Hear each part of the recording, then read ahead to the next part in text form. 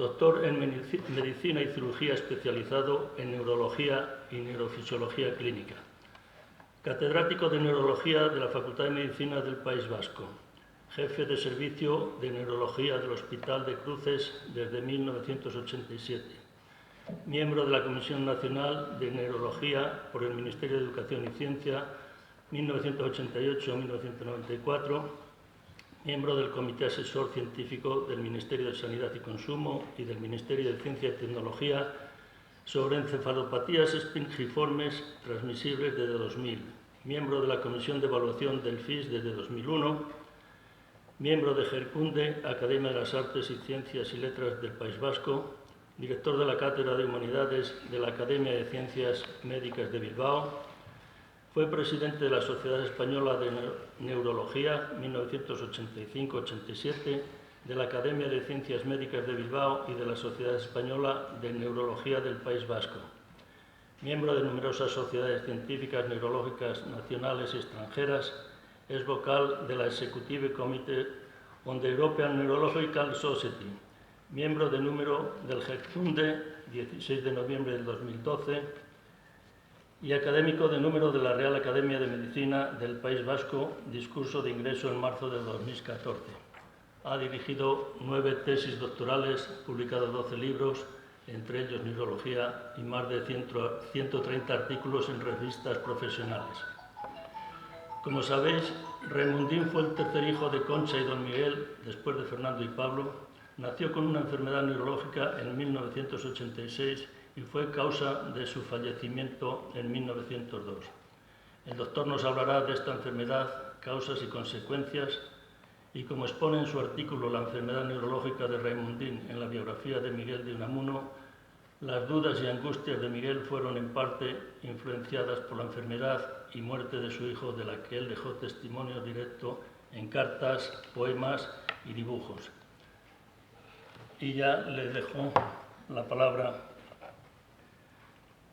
Muchas gracias por esta revisión casi exhaustiva de mi currículum. Muchas gracias, Francisco, por la invitación. Es de verdad un placer estar aquí en medio de tantos expertos en don Miguel de Unamuno, del que yo soy solamente un admirador y interesado por razones profesionales en la enfermedad de su hijo, que fue una enfermedad neurológica. Don Miguel de Unamuno, en el espíritu de la contradicción en sí mismo, cayó en ese pequeño pecadillo de escribir sus apellidos aristocráticamente, Miguel de Unamuno y Yugo, con las partículas, siguiendo la tradición de la hidalguía universal de los vizcaínos, que no tenían necesidad de probar su hidalguía como exigía la reina Isabel la Católica. Y de sus apellidos, del que estaba más orgulloso es de Jugo, que él relacionaba con sus ancestros vascos irredentos, carlistas, etc. Mientras que Unamuno le parecía un apellido de segunda categoría, de menestrales y emigrantes indianos, no le gustaba mucho. Cosas de don Miguel. Mi interés por la historia de Raimundín, la verdad es que no consigo acordarme exactamente cuando encontré los primeros datos, y luego lo he elaborado en un par de artículos que he publicado, uno más técnico en la revista de Historia de la Sociedad Española de Neurología y otro que acompañé con un pequeño comentario sobre el incidente del Paraninfo en la Gaceta Médica de Bilbao, que es una revista médica de nuestra academia, la más antigua que hay en activo ahora en España. Y hoy no mencionaré lo del incidente del Paraninfo más que en una diapositiva final que quiero poner para comentar algo que probablemente don Francisco pueda quizá querer intervenir. He dividido la conferencia en dos partes, una que no tiene que ver directamente con la enfermedad de Raimundín, pero me ha parecido que viniendo de Bilbao les puedo aportar algunas pequeñas anécdotas que les puedan gustar de la relación de don Miguel con su ciudad natal.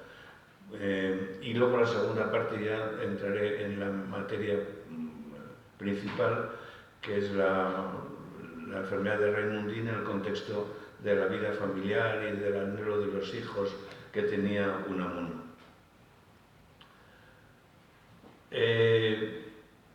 Estas son unas fechas para recordar que todos ustedes conocen muy bien. Raimundín nació en el 1896, ya el matrimonio aquí en Salamanca, y en el 97 don Miguel tuvo esta primera gran crisis espiritual o religiosa y política en la que la enfermedad de Raimundín influyó mucho. Después vino una etapa muy buena, la de entre 1900 y 1914 como rector de la universidad. Después vino la época de la dictadura de Primo de Rivera, su enfrentamiento con él y su segunda gran crisis, la destitución y el destierro en Fuerteventura, en Francia, y la pérdida de la cátedra. Y la última fase, después de la Segunda República, cuando fue recibido con todos los honores, y después del alzamiento viene el vaivén. Azaña le destituye, Franco le confirma, todos le decepcionan y termina con el incidente del Paraninfo, la muerte súbita el 31 de diciembre. Bien, pues todo comienza entonces en Bilbao. De las estampas antiguas de Bilbao, una de las más hermosas es esta, que procede de un atlas de las 500 ciudades más importantes del mundo en el siglo XVI. O sea que Bilbao ya tenía vocación de, como decía aquel del chiste, dame un mapa mundi de Bilbao, dice uno en la tienda. Y aquí ven la ría, aquí está Portugalete, aquí está la desembocadura del mar, y entre los meandros de la ría está el núcleo urbano de Bilbao, en el que pueden adivinar probablemente las 7 calles paralelas que dan nombre al casco antiguo de Bilbao, se llama así las 7 calles. Y esto, rodeado de este paisaje idílico, montañas, praderas, cultivos, un paisaje bucólico, pues estaba prácticamente igual en tiempos de don Miguel. En 3 siglos después, Bilbao era exactamente como en este atlas. Desde la iglesia de San Antón y el único puente que había entonces, el puente de San Antón. En un plano actual, esta es la ría y este es el meandro último, en lo más profundo de la ría, donde está el casco de Bilbao, y aquí ya están los puentes modernos que dan acceso a todo el ensanche. Este es el primer ensanche, del cual don Miguel también abominó, le parecía horrible. Y visto más de cerca, este es el casco viejo, las 7 calles son estas, las 7 calles paralelas a la ría, y están todos los lugares emblemáticos de la infancia de don Miguel. Esta es la calle de Ronda, donde nació, este cuadrado entre la calle Correo, Banco de España, este es lo que él mismo denominó su espacio vital. Esto es el Arenal, que en aquella época todavía era una playita, una pequeña playa, luego fue urbanizado y convertido en un terreno urbano, con arbolado, un kiosco para la música. Esta es la calle Videbarrieta, donde está la sede que ahora es biblioteca de la Sociedad del Sitio, de la que les voy a comentar algo. Aquí está el cementerio de Mayona, estas son las famosas escalinatas de Begoña. Begoña es una colina encima del casco de Bilbao. Y aquí está el cementerio de los auxiliares, a donde 2 veces al año se hace una ceremonia de recuerdo. Los auxiliares eran los defensores civiles de Bilbao durante el asedio carlista. Y aquí está la plaza de Unamuno, donde hay una columna y un busto de don Miguel. Este busto es de Victorio Macho, es muy conocido, hay otros en España, Y en tiempos la estatua estaba siempre emborronada por los borrocas que iban. Unamuno es una bestia negra del nacionalismo y siempre aparecía tachada, ¿no? Y el colmo fue cuando unos más borricos que los otros cogieron un día el busto de Don Miguel y lo tiraron a la ría. Y no hubo manera de encontrarlo durante un tiempo. Entonces el alcalde Iñaki Azcuna, un gran unamuniano que estudió su carrera de medicina aquí en Salamanca, encargó 2 réplicas, porque en el Museo de Victoria Macho de Toledo se conservan los moldes, y encargó 2 réplicas. Y entonces repuso una réplica en la columna y otra en el Museo de Bellas Artes. Y pasado un tiempo, en una marea viva, que bajó mucho el agua de la ría, apareció el busto de Don Miguel, y entonces el original, y entonces Iñaki Azcuna lo repuso en su despacho en el ayuntamiento. Así que, por culpa de aquellos descerebrados, en lugar de un busto de Don Miguel, ahora tenemos 3 en Bilbao. Don Miguel escribió un libro de recuerdos de su infancia y otro que tituló Mi Bochito. Y este título tiene su miga porque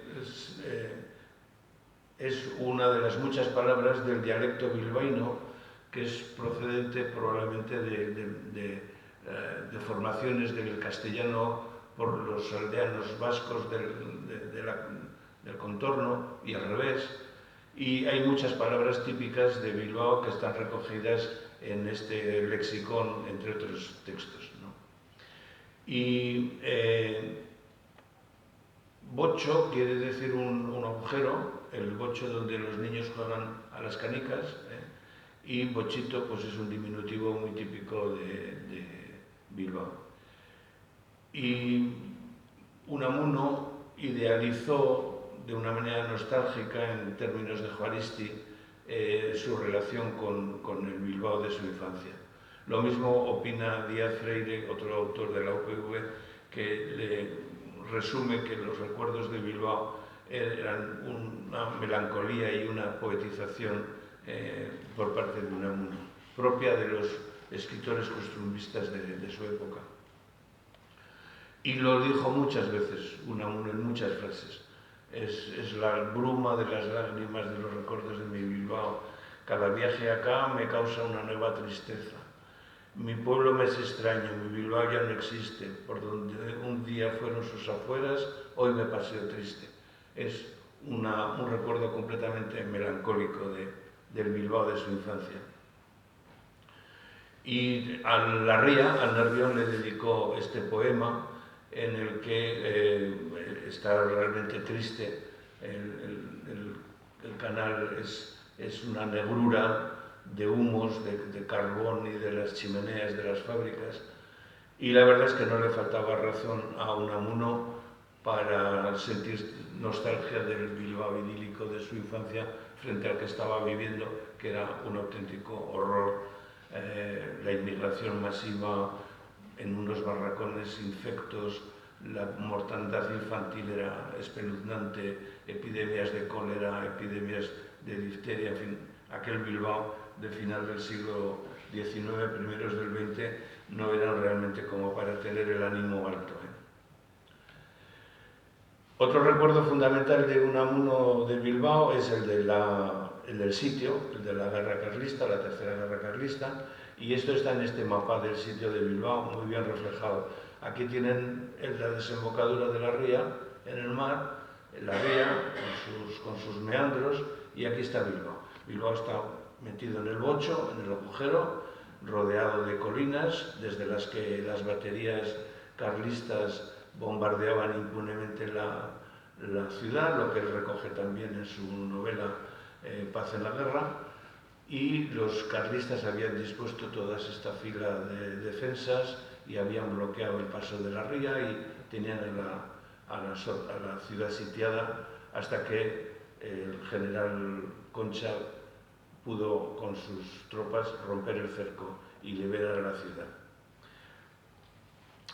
Como secuencia de esos recuerdos, pues esta su famosa primera novela, Paz en la Guerra, y según él mismo cuenta en este libro, en un grupo de auxiliares de estas tropas no regulares de defensa de los liberales, se reunían en el Arenal, en ese sitio que les he enseñado antes, debajo de un tilo durante el sitio.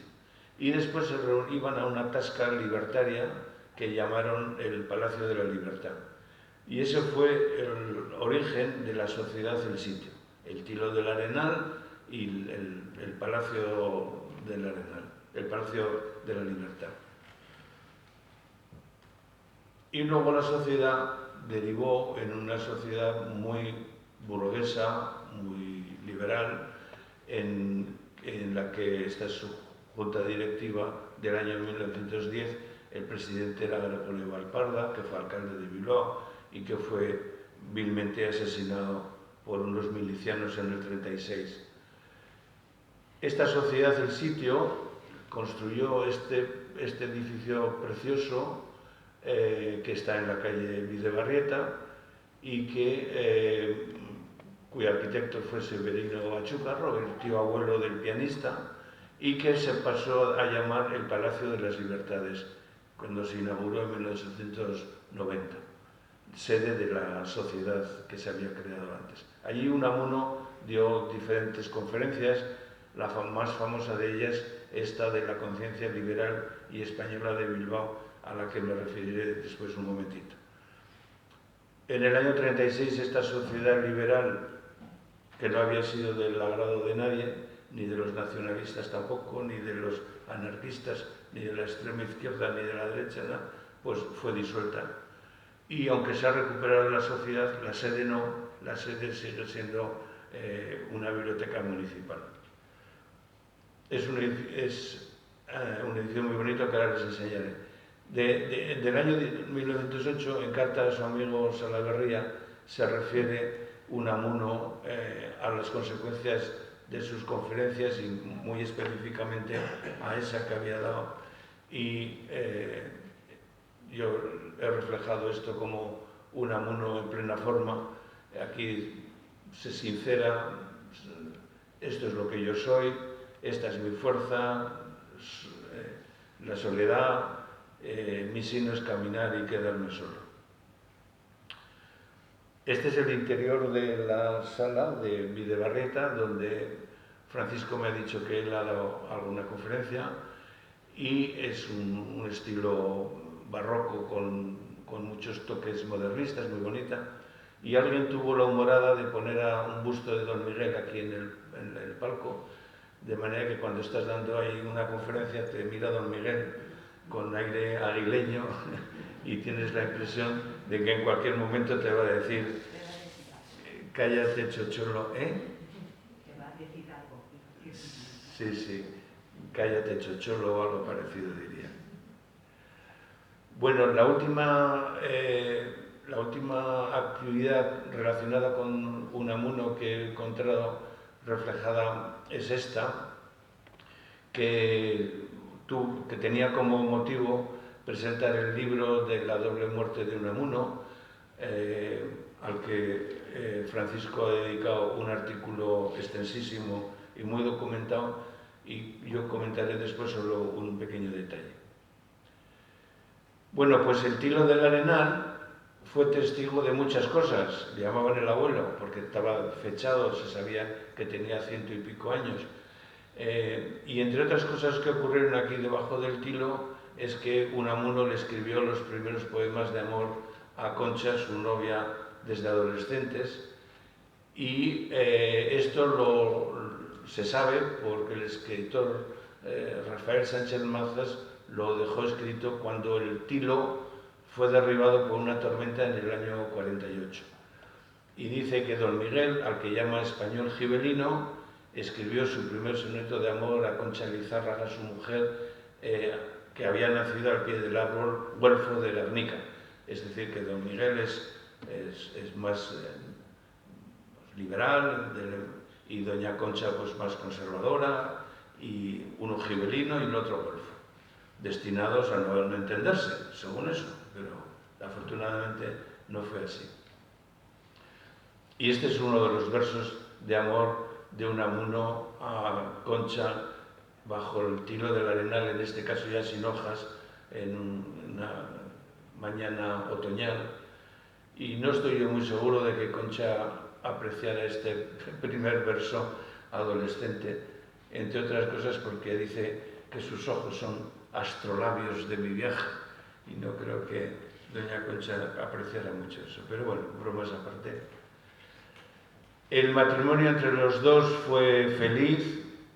Unamuno añoraba tener hijos, era uno de sus sueños, y da fe que Concha fue una mujer fecunda, tuvo 9 hijos, fue una gran madre, porque en aquella época de mortalidad infantil terrible lo sacó a todos adelante, menos a Raimundí, que tuvo pero no fue una enfermedad típica de la mala nutrición o de los malos cuidados de la infancia, no tiene nada que ver. O sea que Concha fue sin duda una gran mujer.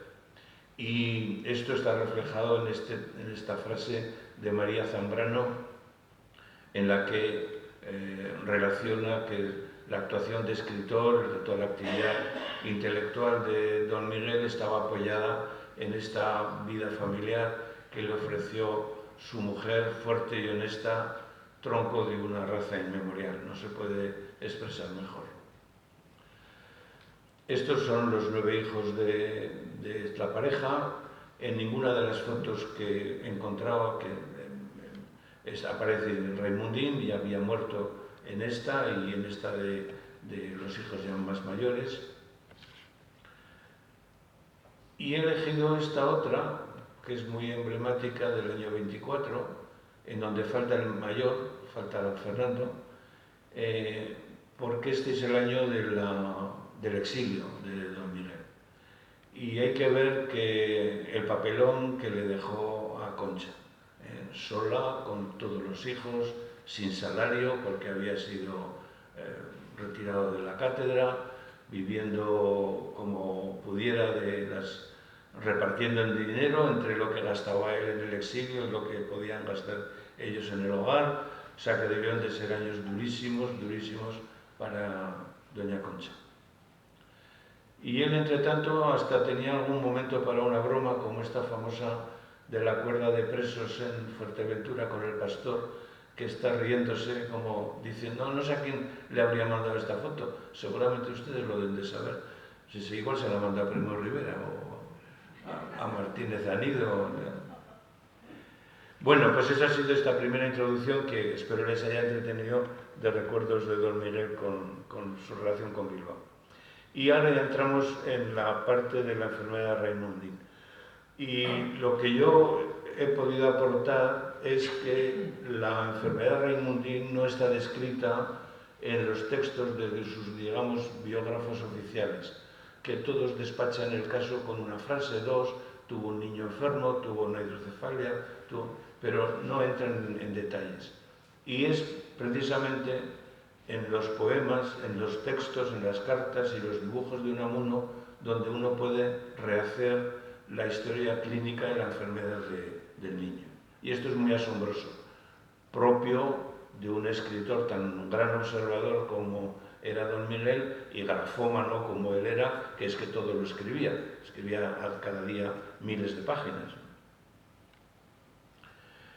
Gracias a la colaboración de la directora del museo y de sus funcionarios esta mañana, he podido ver el original de una nota previa de su diario íntimo que yo sabía que existía porque la mencionaban otros autores, pero que no había podido consultar. Y han tenido la amabilidad de buscarla, de encontrarla, y he podido ver la nota original manuscrita de don Miguel, que tituló en griego, hidrocefalia, en contexto griego, con letras griegas. Y esto está como una nota previa a su diario íntimo. Se calcula que es de marzo del 96, unos 3 meses de vida de Raimundín, que había nacido en enero.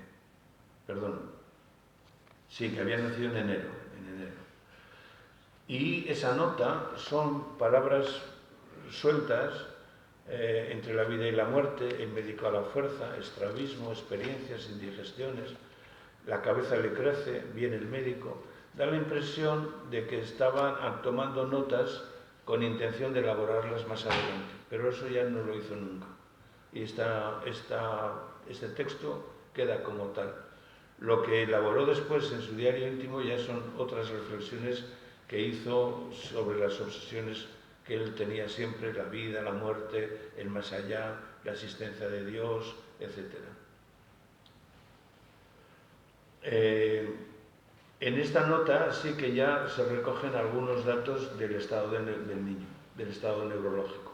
La vista siempre baja, que ha pasado, no se ríe, no se fija, no conoce a los 3 meses, compara su caso con otros que conoce, el de Gorostiza, dice que va a mirar a otros niños y ya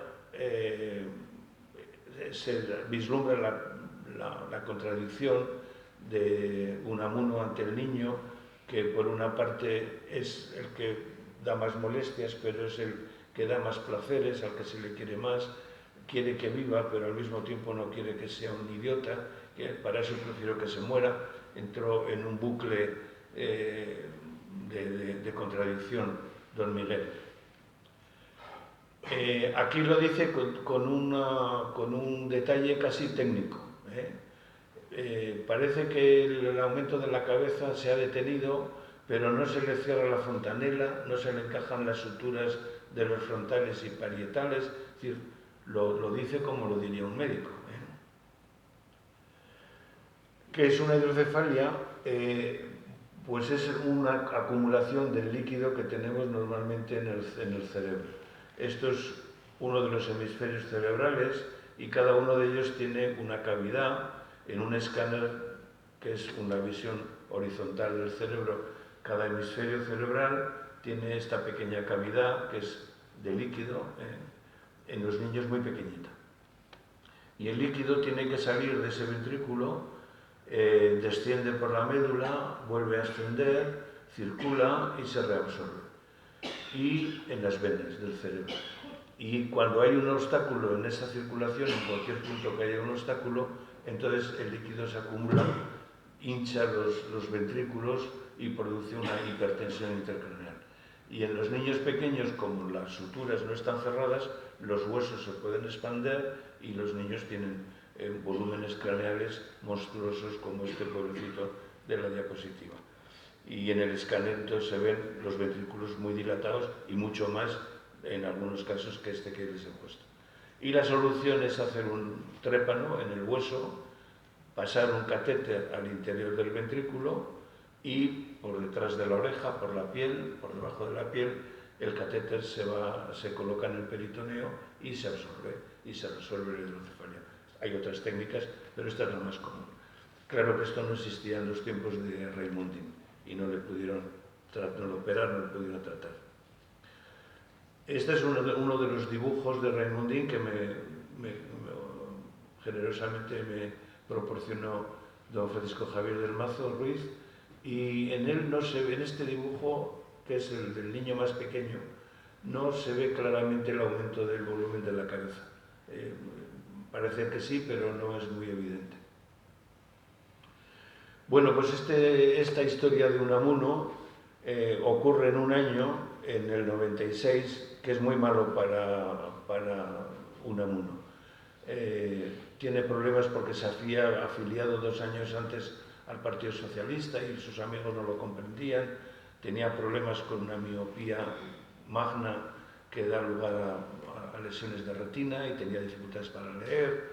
Se había puesto a leer el Capital y otras cosas, en todo ese berenjenal de problemas, pues la enfermedad de Raimundín cayó como una bomba. Sin embargo, hay una fase de primeros de 97, es como si estuviera con un espíritu ciclotímico en ese momento, como si hubiera cosas que le inspiraban una enorme satisfacción y me voy a comer el mundo y nunca he estado como ahora, que lo dice en una carta a Fernández Villegas, y sin embargo un mes después, en marzo, se viene abajo, se hunde y tiene la famosa crisis de pánico, como él lo contó en esta carta, ¿no? Pasé noches horribles, insomnios, pensando que podía tener un trastorno mental, etc.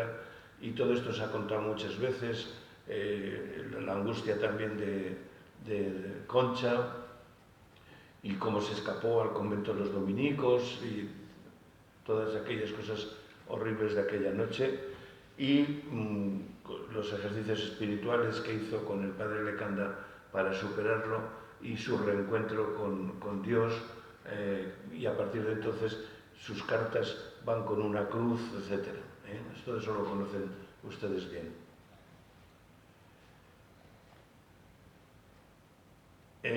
Superada esa fase, entonces entraron, digamos, en la evolución crónica de la enfermedad de Raimundín, después de esta evolución. Y esta fase se puede describir con términos técnicos, neurológicos, que están todos en los textos de Don Miguel o en sus dibujos. Y yo me he permitido hacer esa transposición. Dice Don Miguel, le crece la cabeza, no se cierran las frontaleras, no cajan las suturas, pues eso se llama una hidrocefalia. Está atontado, no reconoce, pues eso es un bajo nivel o retraso intelectual. El niño está mudo, dice en un poema, aborto de profeta, pues es que no ha adquirido el lenguaje, su retraso mental tan intenso que no ha adquirido el lenguaje. El niño, sin embargo, tiene una sonrisa social, esa sonrisa bobalicona, siempre ríe, el niño no sufre, que tienen muchos niños con retraso mental grave. O sea que era capaz de un contacto visual y afectivo, pero no más que eso. En un poema dice, la única mano que movía, la otra inerte, o sea que nos explica que tiene una parálisis de la mano derecha, que la dibuja muy bien, que luego les enseñaré. Con la otra mano se cunaba, con la otra mano el niño hacía movimientos estereotipados, que son muy frecuentes también en las personas con retraso mental. Tienen tendencia, lo mismo que a murmurar, o a cabecear, hacen también gestos rituales elementales que a ellos les son satisfactorios. Dibuja que los ojos están desviados, él ya se había dado cuenta en una carta, tiene un estrabismo. De una manera muy poética, cruzadas sus piernitas escondían sus vergüenzas, los genitales, describe lo que es la parálisis espástica en aducción de las piernas. Los niños con estas hidrocefalias tienen una parálisis que luego les mostraré en un dibujo. Y por último, también en una carta y también en un dibujo, expresa muy bien cómo el niño está con los ojitos hacia abajo, con los párpados retraídos. Eso se llama clínicamente un síndrome de Parino. O sea que todo esto, que yo lo pusiera en una historia clínica de Raimundín, me podrían decir que me lo he inventado, pues no me lo he inventado. Todo esto nos lo refiere exactamente Don Miguel, con una capacidad de observación tremenda y muchas veces de manera poética. En este poema, este es uno de los mejores poemas, a la muerte de Raimundín, aún me abruma el misterio de aquel ángel encarnado, etc. Y aquí se refiere a la mudez del niño y lo combina con su obsesión con la mudez del cielo, del silencio de Dios, y dice, el silencioso grito de protesta a la mudez del cielo respondía con su mudez de aborto de profeta. Y da cuenta claramente de que este hijo es el que le ha dado más idea, le ha hecho reflexionar más en su silencio, el silencio con que responde Dios a nuestra encuesta. Uno estaba siempre obsesionado con la misma idea. En este dibujo, que es de un niño ya un poquito más mayor, se ve claramente la hidrocefalia. Aquí sí que se ve el crecimiento grande de la cabeza. Y como reflejaba muy bien, era un gran dibujante, fíjese, el pelito del niño es son 4 pelitos puestos por ahí, y es así. Los niños con hidrocefalia tienen un pelo raro, que se dice un cabello raro, tienen, por la distensión probablemente de los folículos pilosos del cuero cabelludo. Y esta es la manita sana, el bracito que movía y con el que se cunaba y dejaba al aire sueños inconscientes una tela. Parece como que el niño pintaba, si entiendo yo bien el sentido de este poema. Y la otra mano la pinta aquí en un apunte aparte y está los dedos cerrados enganchando el pulgar, y esta es la postura típica de una parálisis espástica de la mano. Don Miguel no lo sabía, pero lo reflejó exactamente tal cual. Y lo mismo la parálisis espástica de las piernas, que antes les decía. Este es un dibujo de un dibujante médico famosísimo en todo el mundo, el Atlas de Netter, y donde se ve muy bien cómo los niños cruzan las piernas por la gran hipertonía de los músculos aproximadores, de los aductores, y eso dificulta la higiene de los niños, facilita las infecciones, es un problemón. Hay que infiltrarles toxina botulínica para poder separar las piernitas y poder lavarles.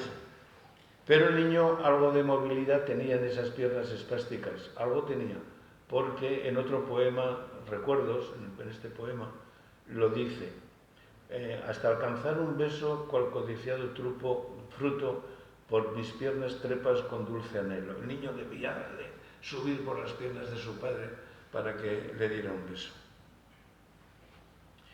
Y este es el último dibujo que tengo. Este es muy dramático. Es un niño ya más mayorcito, aquí podría tener ya 4 o 5 años. Se ve bien la hidrocefalia, el pelo finito, la boca abierta, y los ojos los dibuja don Miguel de una manera magistral. Siempre mirando hacia abajo y el párpado retraído, el síndrome de Parino. Se le suele llamar el signo del sol poniente también a esta manera de poner los ojos los niños, siempre mirando hacia abajo. Y la verdad es que si yo tuviera que dar una clase sobre la hidrocefalia infantil crónica, pondría este dibujo de don Miguel como ejemplo. Bueno, pues esto duró unos años. Y allí lo tenía don Miguel a Raimundín en su cuna, en su despacho. Lo puso allí para que vinieran los hermanos a jugar con él, a distraerle, y su nieto destaca esta faceta de un amuno afectivo que no se ha valorado suficiente, y como lo han recordado otros amigos, y que don Miguel se entendía magníficamente con los niños, con los que jugaba, les hacía pajaritas, en fin, todo esto que conocen ustedes perfectamente. Y esto está en este artículo muy extraordinario de Unamuno en familia, y con su nieto. Y cuando está con los niños son las únicas fotos en que don Miguel no aparece ceñudo y como enfadado. Son las únicas en que sonríe, cuando está con los nietos.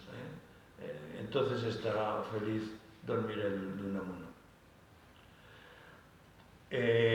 Bueno, en sus poemas dedica otras cosas, dice otras cosas referidas al niño enfermo. Esta contradicción entre que quiero que vivas, pero quiero que descanses, pronto vendrá a recogerte la que te quiere tanto, la dulce muerte, y entonces descansarás tranquilo, el sueño eterno. Y todos, en el fondo, quiere que todos descansen.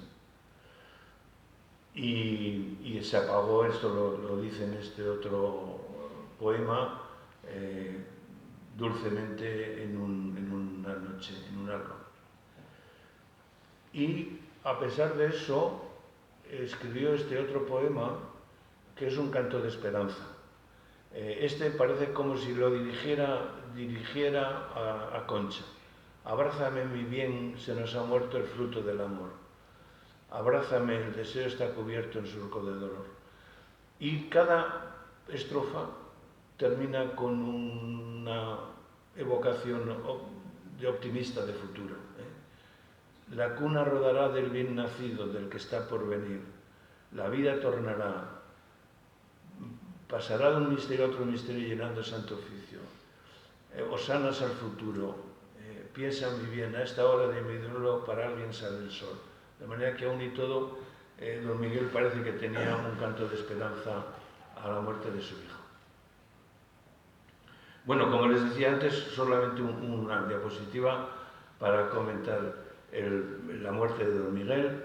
El incidente del Paraninfo fue un mazazo terrible, estaba ya muy desgastado, muy decaído, muy deprimido por la viudez, la muerte de Concha, y Kazantzakis lo dice claramente, estaba encorvado, envejecido, se había marchitado.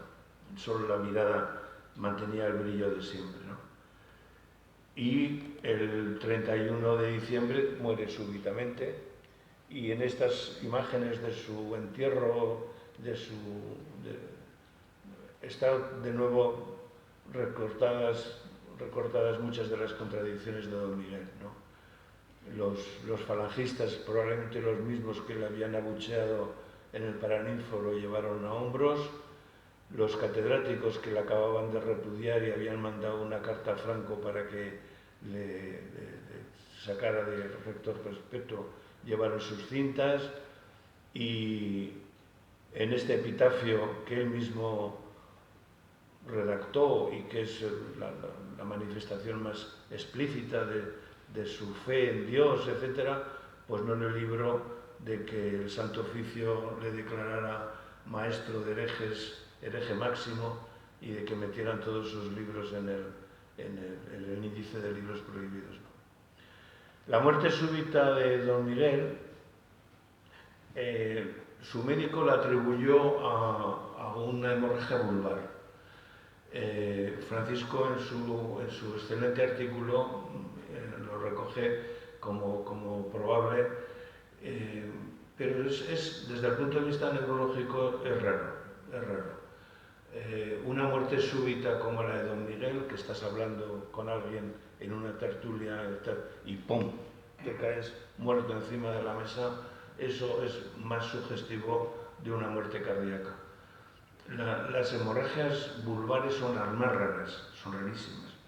Las hemorragias en el tronco del cerebro, un poquito más arriba del bulbo, son las frecuentes, pero esas no son mortales, instantáneamente mortales. Esas hemorragias, te da la hemorragia, entras en coma, estás con rigidez de descerebración, con trastornos respiratorios, con trastornos vegetativos, y puedes tardar unas horas X en morir.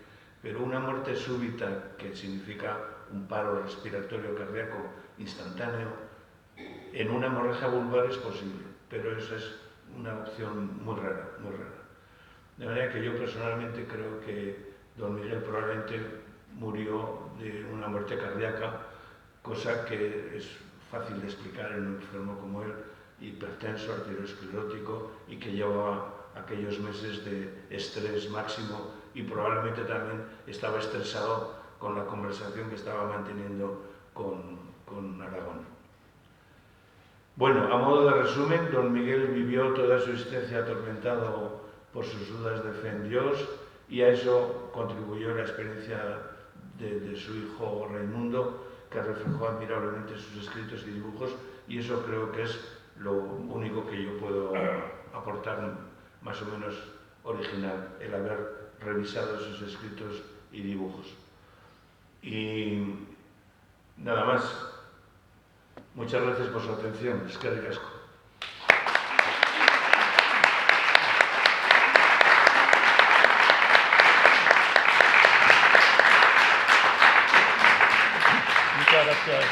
Muchas gracias, doctor.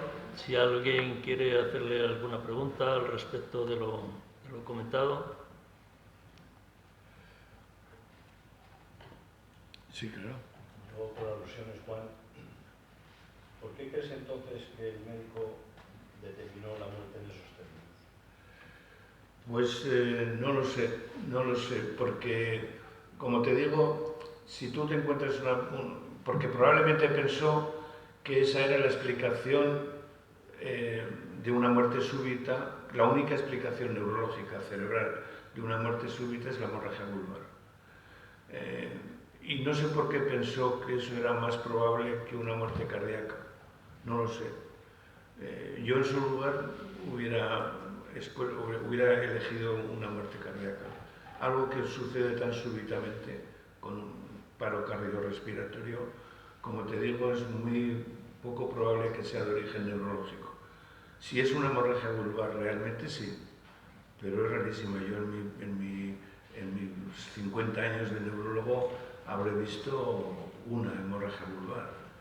Hemorragias del tronco cerebral por encima del bulbo, esas se ven todos los días. Pero esas no te matan instantáneamente. Como te digo, esas entras en coma y tardas X minutos en morir con signos neurológicos muy claros de la lesión, que con esos signos los neurólogos localizamos la lesión.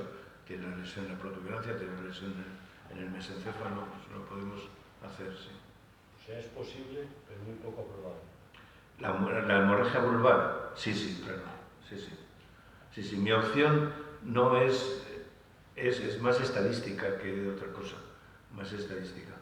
Pero no, la hemorragia vulvar no se descarta, no, pero es más rara, más rara. Gracias. ¿Alguna pregunta más? No has hablado nada de los días que pasó en los minicos. Sí, porque doy por hecho que eso lo conocen ustedes bien. Hombre, hay datos contradictorios en esa experiencia. Cuánto duró, si estuvo 2 días, 3 días, si fue aquella misma noche que salió. Sí. El testimonio que se tiene de él mismo es que eso es una crisis de pánico. Estaba angustiado y Concha lo cogió, hijo mío, como a un niño para consolarlo, ¿no? Y hay una versión según la cual él no encontraba consuelo y esa misma noche salió disparado al convento, pero él, en una cosa que he leído, en algo que he leído, dice que fue al día siguiente. Y estuvo ahí en los dominicos. Primero él se castigó a sí mismo rezando, mirando a la pared, según dicen, y luego estuvo 2 o 3 días recluido antes de salir. Decía encima del brocal del pozo, que todavía existe, Sí, los dominicos. sí. Decía Dios, Sí. para que se oyera la voz. Sí. Fueron unos días de mucho sufrimiento. Claro. Eso fue se juntó todo. Se juntó que no estaba bien de salud, se juntó que tenía problemas políticos, sus amigos no entendían que se hubiera hecho socialista, tenía muy pocos amigos, estaba en un año muy malo. Y encima la enfermedad de Raimundín, de la cual él en parte se sentía culpable. Él lo dice en alguna de las diapositivas, lo dice, pero lo manifestó varias veces de otra manera también. Su padre se había casado con una sobrina, era un matrimonio consanguíneo. Y en aquella época se tenían unas noticias bajas del riesgo genético de malformaciones, de la herencia por consanguinidad. Y a don Miguel se le había metido en la cabeza que la enfermedad de su hijo se le había transmitido él por la consanguinidad de su padre. Y eso también le tenía torturado. La otra, que el niño estaba enfermo como castigo de Dios a su orgullo. Y la otra, que era el castigo por lo que él había, en fin, él se sentía muy culpable. La enfermedad de Raimundín vino a colmar el vaso de todo lo demás que le estaba pasando en aquel año. Pero tenía muchos amigos, don Miguel. En ese año, según... No en ese año. No. Tenía muchos amigos fuera de Salamanca. Conservaba una gran amistad con amigos, con Mújica, con otros de Bilbao, con los que se escribía continuamente. Hay algunos que tenían 2 cartas en el mismo día. Pero según parece, por lo menos lo que yo tengo entendido, aquí en Salamanca todavía no estaba muy asentado. Bueno, esto ya, perdón. Esto ya es posterior al tema que nos ocupa. Si es alguna pregunta sobre la enfermedad, por favor, ¿alguien más? Bueno, pues aquí damos por finalizada la conferencia y en la asociación tenemos la sana o buena costumbre de al ponente siempre hacerle un obsequio de peso para... Muchísimas para que no gracias. recuerde. Muchísimas gracias. Un placer. Un placer. Ha sido un placer, de verdad. Gracias a todos.